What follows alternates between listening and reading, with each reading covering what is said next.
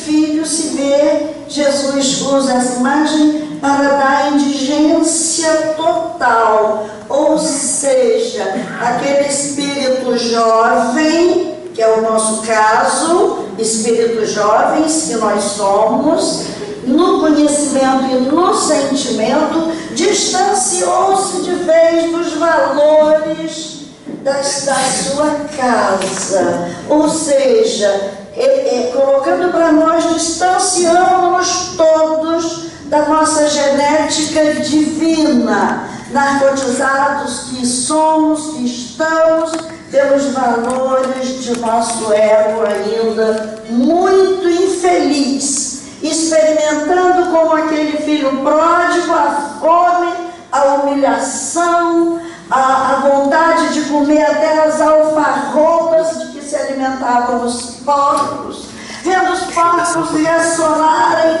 e ele ali em pé tendo que cuidar dos porcos. Era a indigência total.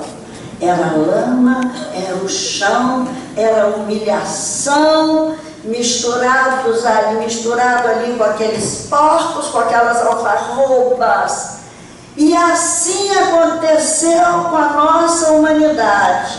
Fartamos-nos dos alimentos impróprios para os nossos espíritos e fomos perdendo gradativamente a nossa identidade familiar divina.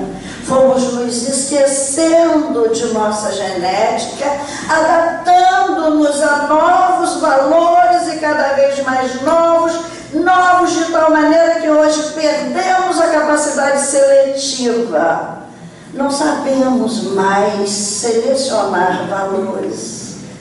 Pensam nos jovens, mas eu digo isso como velha.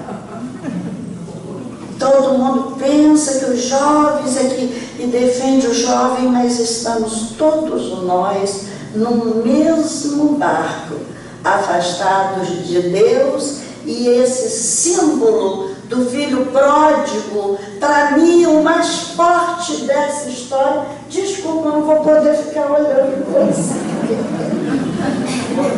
Isso aqui está funcionando de um meio que eu não posso virar. Então, é o uso do livre-arbítrio. Ele pediu a parte dele e foi, segundo Humberto Roden, né, na análise dessa parábola de Jesus, ele diz que o filho pediu ao pai a parte da natureza dele que lhe convinha. Então é a parte da nossa natureza. Em determinado momento, diz o texto evangélico, e caindo em si, disse, levantar-me-ei e irei ter com meu pai. Decidiu. Enfim, ele pensou, ele entrou em si e descobriu e se questionou, quem sou eu? O que sou eu? Porque já não era mais nem quem. Que sou eu? Sou um tratador de porcos? Ou sou filho, eternamente filho, de um pai digno? E ali ele resolve, decide, é a hora do levantar.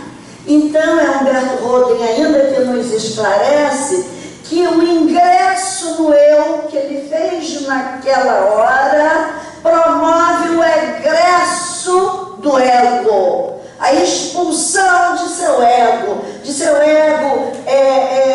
egoísta, de seu ego vaidoso, querendo dinheiro, querendo mostrar para todas as pessoas que ele tinha recurso. É a epopeia multimilenar da humanidade. Essa parábola ela é assim, muito conhecida até pelas pessoas que não são muito dadas às consultas do Evangelho. Todo mundo conhece a história do filho pródigo, porque ela é o drama do nosso processo evolutivo. Ultrapassar a velha mentalidade do ego para entrar ou seja, penetrar, conhecer, saber que nós temos esse lado divino. É essa a dificuldade, é o que se chama em grego de metanoia, a mudança de ideia. E o momento nunca foi mais propício para isso. É a hora de tomar indigestão do mal. E para isso a gente liga a televisão, a gente lê o jornal. Eu até cancelei a assinatura de jornal, porque eu já não aguentava mais, tanta tragédia. A única coisa que eu gosto de ver na TV, um programa jornalístico, ou o jornalismo mesmo, noticiário, já está ficando pesado para a minha idade. Está impróprio para maiores de 60 anos. Porque as tragédias são tantas, é chegada a hora de tomar indigestão do mal, tomar nojo do mal. A gente já não suporta mais ver tanta notícia desgraçada.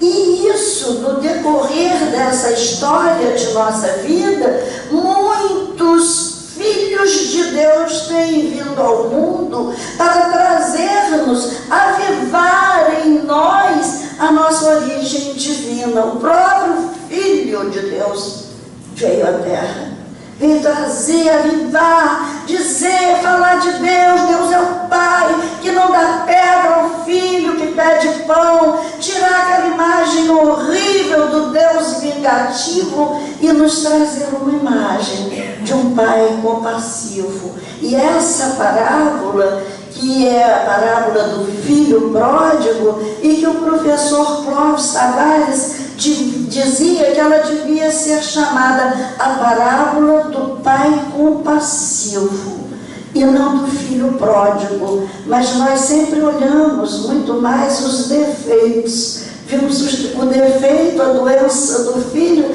e não vimos a virtude do pai, a parábola do pai compassivo. Esses anjos de Deus que vêm à Terra conseguem, com algumas criaturas, algum grupo de pessoas, com que elas se ajustem aos valores de lá, que nós já nos esquecemos, esses valores divinos. Jesus veio, nos trouxe esses valores. Antes de Jesus, muitos vieram tentando fazer com que entrássemos em nós como esse filho pródigo fez. No berço de nossa civilização, Sócrates, após a leitura do Conhece-te a ti mesmo, no santuário de Delfos, tentou que a humanidade refletisse e criou aquela maiêutica para orientar os seus discípulos espontâneos, que era a pergunta devolvida ao questionador para que ele mesmo pensasse, refletisse e ele se respondesse. Essas questões, Jesus usou também esse método de fazer olhar para dentro de nós, e nós vamos ver daqui a pouco uns questionamentos interessantes para o nosso autoconhecimento. Porque essa pergunta nos acompanha desde sempre. Quem sou eu? Jesus dizia que o reino de Deus, a nossa parte divina, estava dentro de nós mesmos. É a voz que nos acorda. Mas como achá-lo? Como achar esse reino dentro de nós? Jesus nos contou 3 parábolas interessantes, que são parábolas classificadas como parábolas de misericórdia. A primeira é da ovelha desgarrada, que o bom pastor, aquele que deixa 99 de 100 ovelhas, uma se perde, ele deixa 99 e vai buscar a ovelha que se perdeu. A ovelha é um animal meio tontinho, que cai, tem dificuldade para levantar, o pastor tem que botar sobre os ombros e levar a ovelhinha de volta. Então, nessa parábola da ovelha, a gente vai ver que é sempre o mesmo percentual. Na parábola da ovelha, é a busca de um querer inconsciente. Nós vamos nos identificar nessas 3 parábolas. É a vontade da ignorância. A ovelha não tem a dimensão. Vai atrás de plantinhas novas, de brotinhos. E aí ficava à mercê dos lobos vorazes. Ela foge muito mais por instinto, por busca de um outro pasto. É o nosso querer inconsciente. A dracma perdida, aquela moeda, a dracma era uma moeda grega, que a mulher perde e vasculha a casa inteira e tira tudo. E quando ela acha, ela faz aquela festa, tal como o pastor que encontrou a sua ovelha. Sempre há uma festa no reencontro, e a dracma simboliza as pessoas que são manipuladas por outras e se perdem, porque a dracma não se perdeu, ela foi perdida pela dona da casa, por isso ela perdeu a dracma e ela mesma procura até encontrar a sua dracma perdida. Então são as pessoas manipuladas que já estão num determinado caminho e de repente são manipuladas por outras pessoas e elas caem. E nesse caso ela é buscada pelo seu alto valor. A dracma era uma moeda de alto valor. E depois essa parábola do filho pródigo, que é um outro estágio de consciência. Ele, com o filho pródigo, é um querer consciente. Ele se perde mesmo depois de conhecer o amor paterno. Então, nesse caso, é o amor recebendo o amado. É o pai acolhendo de volta o filho amado. E isso é um grande estímulo para ele se levantar e ir ter com o pai. Foi justamente a lembrança de que ele, passando aquela fome toda, e os empregados da casa do pai dele tinham comida com fartura. Então, o alimento. Aí estão 3 tipos, 3 momentos especiais da vida da humanidade em que ela vai se preparando para essa metanoia, para essa conversão definitiva, na busca do seu eu. Buscar-se é encontrar Deus dentro de si, porque Ele está lá. Todas terminam em festa. E aí a gente lembra Jesus. Há mais alegria no céu pela chegada de um pecador que se arrepende do que de 99 justos que não precisam de arrependimento. E foi tentando nos levar a um autoconhecimento que Jesus nos fez muitas perguntas. Não podemos colocar aqui todas elas capazes de nos levar a uma reflexão sobre nós, mas selecionamos algumas poucas aqui, como essa que ele devolve ao questionador quando pergunta que farei para herdar a vida eterna? E ele já cumpriu os mandamentos que está escrito na lei, como a lês. E ele diz os mandamentos. Então vai e faz o mesmo. E aí ele, mas quem é meu próximo? E Jesus então conta a parábola do bom samaritano para mostrar o que era a lei, essa lei que está em nós. De outra feita, alguém pergunta se devia pagar um tributo a César ou não pagar, e Jesus pergunta imediatamente quem é a esfinge. Ah, é de César? Dá a César o que é de César.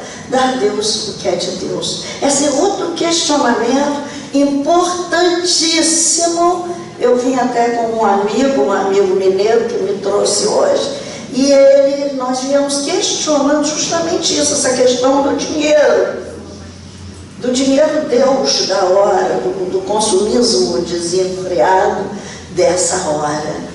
Outra questão que Jesus também coloca, que nos ajuda a olhar para nós, é essa: não provém o vosso erro de não conhecer as Escrituras e nem o poder de Deus. Esse é um questionamento para todo dia, a cada erro. Eu costumo pensar sempre naquele título de um livro que eu gosto muito, até é protestante esse livro, Em Seus Passos, o que faria Jesus? É um questionamento. Quem segue nos passos de Jesus conhece realmente o poder de Deus.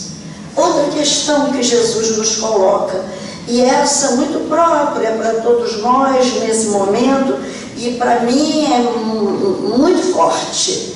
Quando os discípulos voltam por medo e voltam para a aldeia deles, em Emaús, e Jesus aparece à feição de um viandante comum e questiona-os: de que ides tratando à medida que caminhais? Esse é um outro grande questionamento. O que ocupa nossa mente? O que sai de nossa boca à medida que nós caminhamos durante um dia? Fazer esse processo ao fim do dia. De que me ocupei mais nesse dia? Sobre o que falei? E outro, que arrazoais em vossos corações? O que há em nossos corações? Jesus dizia que do coração procedem maus desígnios, homicídios, adultérios, prostituição, furtos, falsos testemunhos, blasfêmias, e são essas coisas que contaminam o homem. Quando os fariseus questionaram o não lavar as mãos dos discípulos, é o que sai da boca do homem que faz mal, não é o que entra. Até para o que entra, a gente hoje tem remédio para tudo, mas para o que sai, não volta mais. Então são questionamentos que cada um pode ir se observando com essas questões de Jesus e olhando onde está o seu ponto de luta, como chama André Luiz. Ponto de luta, ponto nevrálgico, onde está meu ponto fraco, onde eu caio mais durante o dia, porque o autoconhecimento, nós temos que nos questionar a cada dia. E por fim, essa questão: por que dormes? Estamos acordados para o nosso lado espiritual? Estamos alimentando suficientemente o nosso espírito? Ou estamos alimentando muito bem os nossos corpos e deixando os nossos espíritos à míngua, morrer de fome, desidratado e desnutrido? Porque é assim que muitos estão voltando à vida maior nesse momento, de espíritos doentes, tristes, deprimidos. Então, com essas e outras questões, Jesus nos induzia a olharmos-nos a cada dia. Isso é o autoconhecimento. Autoconhecimento não é um nome estranho, bonito, um tema da agora. Autoconhecimento é desde que nós chegamos aqui à Terra. É uma busca eterna. Até que hoje achamos um pouco mais maduros para pensar sobre nós mesmos. Porque Emmanuel diz que a partir da vinda de Jesus à Terra, a humanidade, enfim, conheceu a sua maioridade. Agora a gente não pode mais alegar, não sabia. Eu não sabia, ainda mais depois que o Espiritismo veio e se tornou tão popular repentinamente nesse país. Ninguém pode hoje alegar desconhecimento. O próprio Cristo falou: se eu não tivesse vindo e não vos tivesse falado, não teríeis pecado. Mas agora permanece o vosso pecado, porque o pecado, o tamanho do pecado está na proporção do conhecimento. Então, analisando tudo isso, nós vamos observar que o grande agente do autoconhecimento para nós tem sido a dor. A dor é o grande choque nas consciências, que faz com que acordemos, respondamos aquela pergunta de Jesus: por que dormes? No momento de estarmos atentos à vida, no momento de estarmos acesos.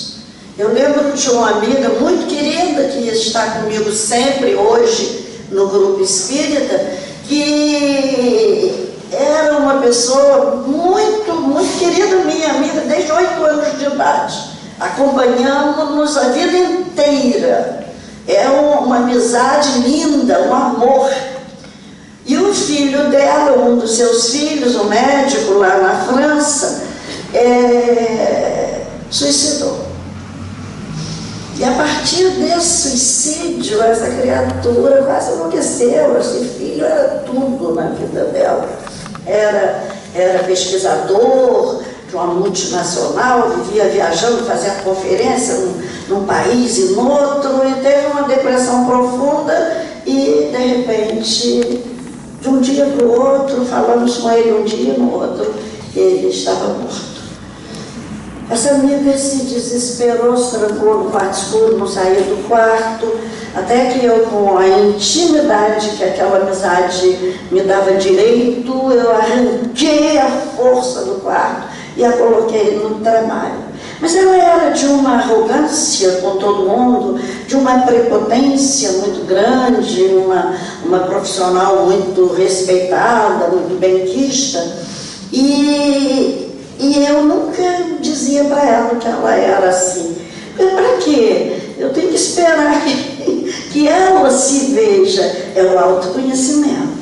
Não adianta eu dizer com toda a intimidade que eu tivesse: você precisa controlar. Você, geralmente, amigo faz isso. Eu faço com muitos, mas com ela eu sabia que eu não podia. Ela não iria aceitar. Então, nesse processo todo, ela mudou, começou a trabalhar comigo em diversas frentes, e ela mudou tanto que hoje ela diz assim pra gente: eu não sei nem como eu me suportava antes. Eu não sei como é que eu me suportava. Eu era uma coisa horrível. Quando eu lembro que eu já disse para as pessoas, que dizer, foi a metanoia, foi o autoconhecimento. Eu agradeço a Deus por não ter precisado adverti-la com relação, ter paciência para esperar esse momento da metanoia. Então, nessa parábola que nós abrimos, com que nós abrimos hoje nossa reflexão, ele experimenta o fruto da árvore do conhecimento da vida, e aí entra em si e faz o retorno à casa do Pai. E a questão hoje que eu coloco é essa: quem somos nós que estamos aqui, todos hoje no corpo e no espírito? Temos tratado de porcos, ou temos cuidado de nós mesmos, do nosso eu? Alimentamos mais no dia a dia o nosso ego, ou estamos lembrando de jogar algum alimento no nosso eu divino? Estamos cotidianamente pensando nesse eu divino que temos que buscar, que descobrir, responder a essa questão é fundamental. O que eu tenho sido? Tem porcos, estou tratando de porcos, devido às 12 horas do dia em que eu permaneço acordado. De que maneira esse processo de autoconhecimento é que nós precisamos agora desenvolver, como o Padre Pierre Chardin, que questiona se nós confundimos, nós somos seres, estamos aqui hoje como um ser humano vivendo uma experiência espiritual, como um ser espiritual vivendo aqui rapidamente, velozmente, uma experiência humana. É essa questão. É a consciência de que estão passando por aqui. E é muito rápido. É muito rápido. Rapidamente você chega aos 80, 90 anos sem perceber. Outros vão cedo, né? Outros vão com 17, 20, 25, 30. E hoje estão indo mais cedo. Os velhos estão ficando. É verdade. Isso estatisticamente já é comprovado. Os que estão morrendo agora estão nessa faixa de 15 a 30 anos. É o índice maior de óbitos. E os velhos vão ficando, se cuidando cada vez mais, é o que eu digo, para permanecerem mais tempo aqui na Terra. Então, nesse momento de reflexão em cima do Evangelho de Jesus, sobre o autoconhecimento, a gente relembra aquele encontro que forçado, tenebroso, triste, que quando eu escrevi o livro A Mulher no Evangelho, foi o texto que mais me fez chorar. Eu quase não conseguia redigir, de tanto que eu chorava quando eu escrevi sobre a mulher adúltera. Foi um processo de autoconhecimento que naquele momento, aquele espaço que poderia ser reservado a uma morte por apedrejamento de uma mulher que errou num momento de festa, de bebida, e a mulher cai e seria apedrejada, naquele exato espaço ele se transforma em estímulo ao nascimento de uma nova consciência para os acusadores e para a acusada. Ali é um momento de autoconhecimento. E ali houve, quando Jesus diz: aquele que estiver sem pecado, atire a primeira pedra, houve pedrada? Não. Pedra física, não. Mas os acusadores saíram dali apedrejados em suas consciências. Foram eles os apedrejados naquela hora.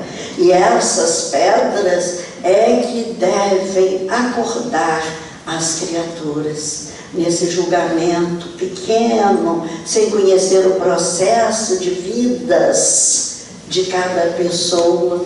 Quem estiver sem pecado, atire a primeira pedra.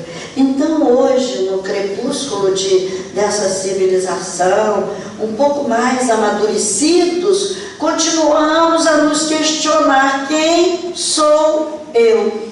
Autoconhecimento, que é, enfim, o autoconhecimento. É a capacidade de reconhecer uma emoção no exato momento em que ela ocorre, para poder direcionar melhor, educando essa emoção para direcionar melhor, governar melhor a nossa vida. Então, o autoconhecimento é justamente o reconhecimento de uma emoção, nos diz Adenauer Novaes, que é um psicólogo, no exato momento em que ela ocorre.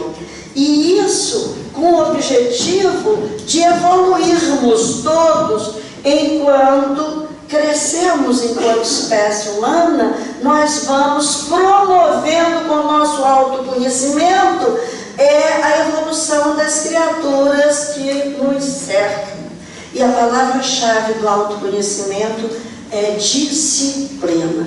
Mas isso é tão difícil para nós, eu confesso. Para mim, a disciplina é muito difícil. Não consigo me disciplinar em muita coisa. Leon Denis diz que a alma, cada vez mais livre na espiral de suas existências planetárias, descobre que só em metade ela se pertence, que a outra metade pertence ao todo, ao universo. E a gente lembra que o filho pródigo pediu a sua metade, a metade humana, a metade dele. A outra metade nossa, que vige em nós, que vibra em nós, pertence ao universo, pertence a Deus. E ela está dentro, e ele está dentro de nós. O reino de Deus está dentro de nós. Então, esse momento em que a gente faz, a nossa metade humana fica tão cuidadora de porcos e se mistura tanto com porcos, lama e alfarrobas, nessa hora em que nós estamos vivendo essa degradação de costumes, essa degradação total do homem, a violência retornando com toda a fúria, a ponto desse lado humano se conspurcar tanto e fazer sombra ao nosso lado divino, é justamente a hora de nos sujeitarmos a essas leis do universo, de voltarmos àquela percepção que a lei do universo é a lei de amor, e que da lei de amor é que derivou a vida, a nossa vida, que a lei do universo é de ordem, e que da ordem é que deriva aqui na Terra o bem, que a lei do universo é lei de harmonia, de onde deriva o belo, como explica Leon Denis, e que o fim de toda a criação é a beleza física, a beleza espiritual, a beleza moral. O fim é o belo. É só olhar a criação divina, é bela.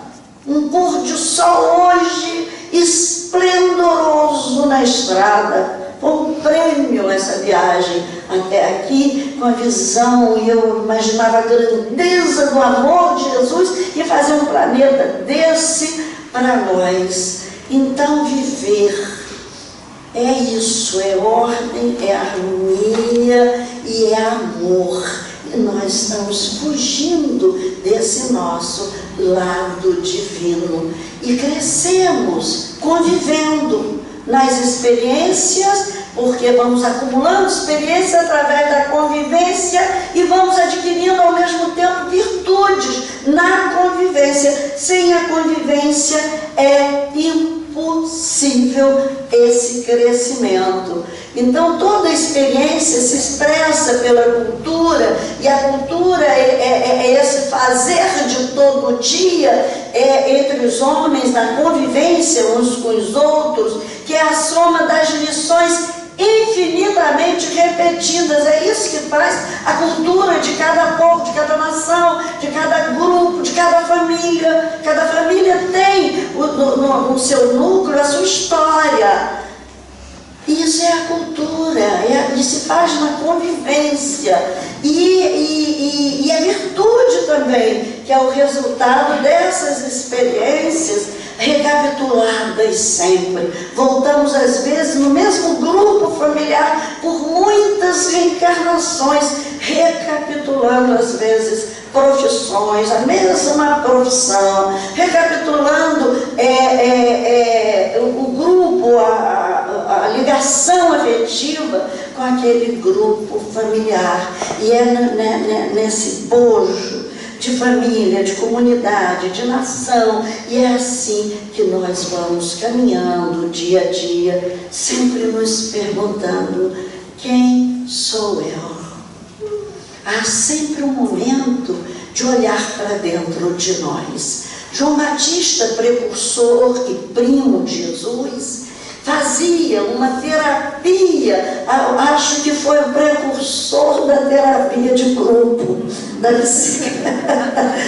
psicanálise de grupo, porque ele reunia as pessoas à margem do Rio Jordão. Era um cenário belíssimo. No fim da tarde as pessoas iam ouvindo, tinha uma voz pulsante, era profundamente magnético, e ele falava: arrependei-vos e produzir frutos dignos de arrependimento.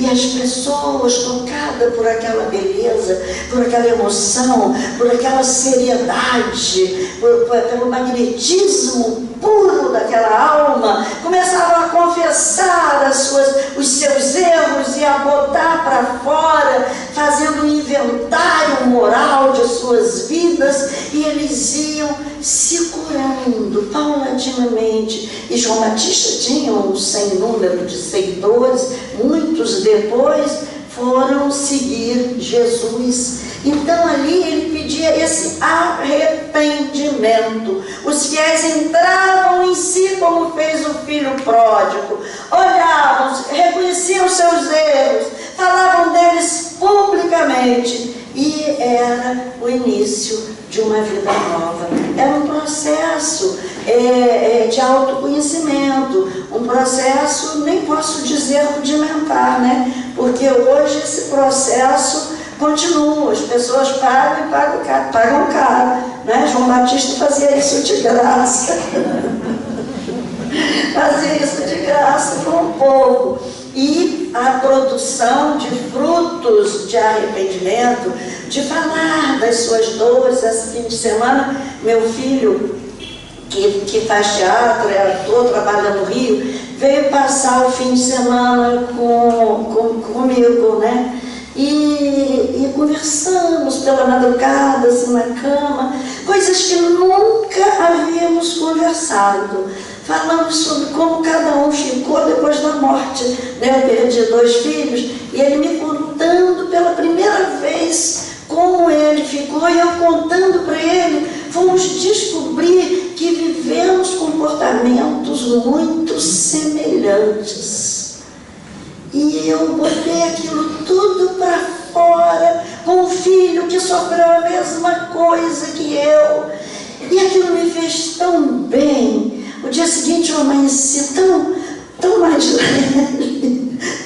leve, tão mais serena, porque eu vi que nós tínhamos vivido as mesmas dores, cada um calado no seu canto, e que de repente chegou um estágio de maturidade, distanciamento do fato, que nós já podíamos trocar confidências sobre os nossos sentimentos, mãe e filho. Então esse momento de olhar para dentro de nós, seja induzido por uma pessoa, ou seja na nossa meditação do dia a dia, porque o que pode nos proporcionar isso? O estudo, porque o conhecimento é fundamental para o nosso discernimento. A meditação, mas é fundamental tirarmos que sejam 10 minutos por dia, se não pudermos dispor de mais tempo, para olhar para dentro de nós, para meditar, para acalmar um pouco a nossa vida nessa hora de tanta ansiedade, de trânsito conturbado. Tem até acidez de relaxamento, fazer um relaxamento e entrar dentro de nós um pouquinho, aprender a conviver conosco. esses questionamentos todos, o estudo, ele é fundamental para isso. A boa leitura que nos leva assim à ocupação da mente, cria asas para voos mais amplos, nos dando esse discernimento. Foi por isso que Kardec nos pediu, o Espírito de Verdade, instruí-vos. Amai-vos, instruí-vos, porque nós precisamos de ter parâmetro para a nossa análise. E é lendo que nós vamos ter. Eu costumo receitar para as pessoas com problemas obsessivos o livro Paulo Estevam, O Remédio Santo. Está com processo obsessivo grave, está conturbado, lê Paulo Estevam. Isso é um remédio. Eu recebi uma carta linda semana passada de Petrópolis, de uma moça com quem eu me encontrei há 4 ou 5 anos atrás, num processo tão difícil que a família botou para fora de casa porque não aguentou. E ela ia para um grupo, ia para outro, não era bem aceita, ou ela estava muito conturbada, e me perguntou o que fazer. Eu digo, minha filha, não precisa ir para a mesa mediúnica. Leia agora Paulo Estevam, que você vai levar sua sintonia vibratória, mental para mais alto, e vai ser mais difícil desses espíritos dominarem a sua mente como estão dominando. E a menina me agradeceu tanto essa leitura de Paulo Estevam, e escreveu, mandei outros livros para ela ler, e ela se curou do processo. Hoje está na mesa mediúnica, um médium excelente, trabalhando, e tudo começou pela leitura, pelo estudo, para reequilibrar sua mente adoentada, invadida. Então, esses casos todos de libertação pelo conhecimento, pelo discernimento, porque nesse livro a gente vê a própria introspecção de Paulo, o autoconhecimento, o processo que Paulo fez 3 anos no deserto. Ali com Áquila e Prisca, ele foi olhando o comportamento dos cristãos e foi refazendo, fez a sua metanoia, mudou completamente a sua ideia, porque esse casal, como pedira João Batista, já produzira frutos dignos de arrependimento. Então, quando olharmos para nós, vamos ver que trazemos em nós, sim, dificuldades. Mas essas obras todas nos ajudam a um reequilíbrio nessa hora em que todos nós estamos em desequilíbrio. A humanidade está doente. Então, nós precisamos de boas leituras. Diz Leon Denis assim: o homem bebe da fonte da libertação das preocupações vulgares e esquece as tribulações da vida através de um bom livro.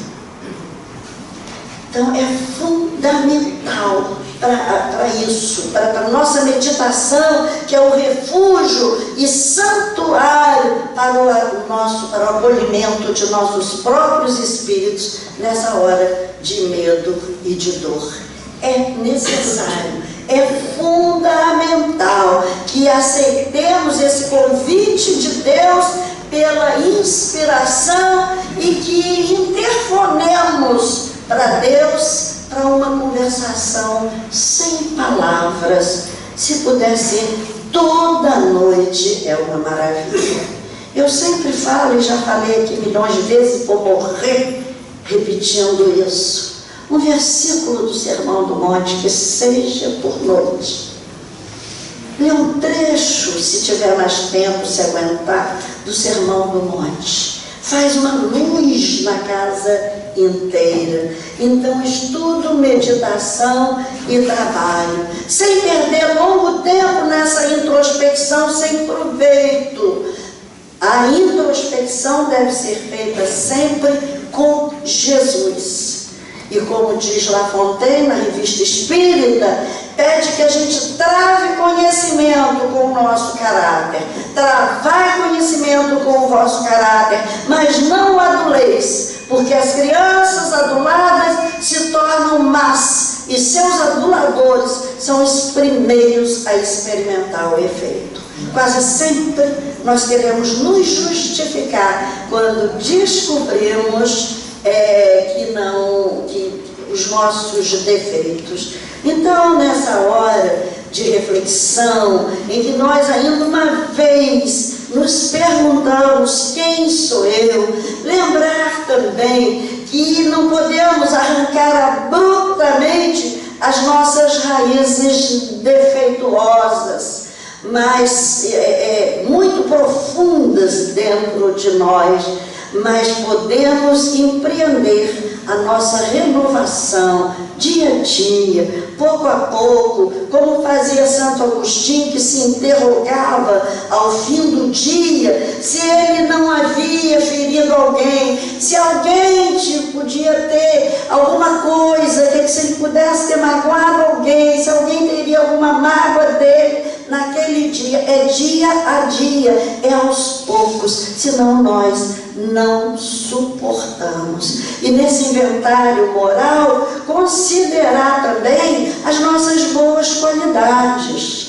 Por que não? Olhar até onde nós já avançamos é um estímulo para todos nós.